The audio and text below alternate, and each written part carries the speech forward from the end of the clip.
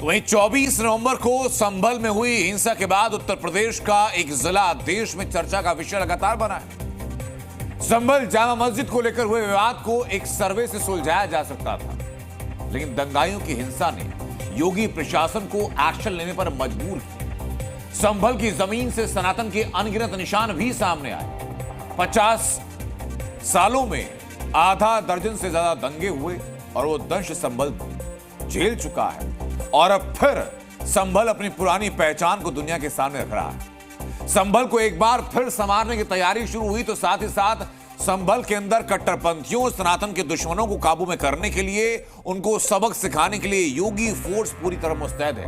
अब नया क्या हुआ? इसी मुस्तैदी में और इसी एक्शन में अब संभल के मंदिरों के साथ एक चेक पोस्ट करने का प्लान तैयार कर दिया गया।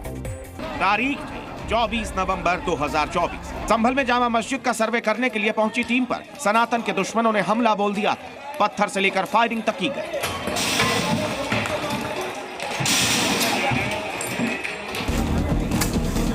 लेकिन उसके बाद से संभल में जो कुछ भी हो रहा है, संभल की जमीन फाड़कर सनातन के साक्ष्य सामने आ रहे हैं।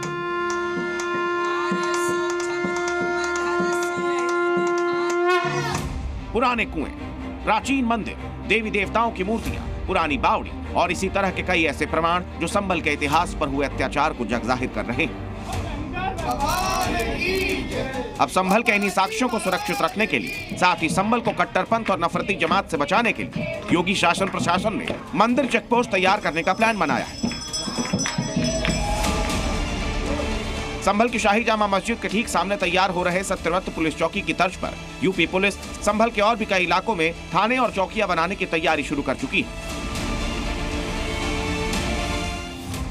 सत्यव्रत पुलिस चौकी के निर्माण के बाद खग्गूसराय में मिले प्राचीन कार्तिकेय मंदिर के पास दीपा सराय, पक्का बाग, हिंदूपुरा खेड़ा समेत सभी संवेदनशील इलाकों में पुलिस चौकी और चेक पोस्ट बनेंगे। पुलिस ने संभल के उन इलाकों को भी चिन्हित कर लिया है जहां भीड़ इकट्ठा होने पर बवाल होने की आशंका ज्यादा है। ऐसे इलाकों में भी यूपी पुलिस की चौकसी बढ़ने वाली है।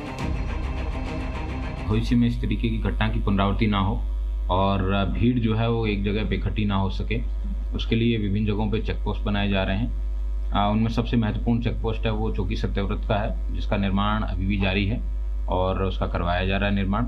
एक पक्का बाग हिंदूपुरा खेड़ा पे भी एक चौकी का निर्माण करवाया जाना आवश्यक है। उससे भी उधर की तरफ से जो भी भीड़ आती है उसको रोकने में सहयोग मिलेगा।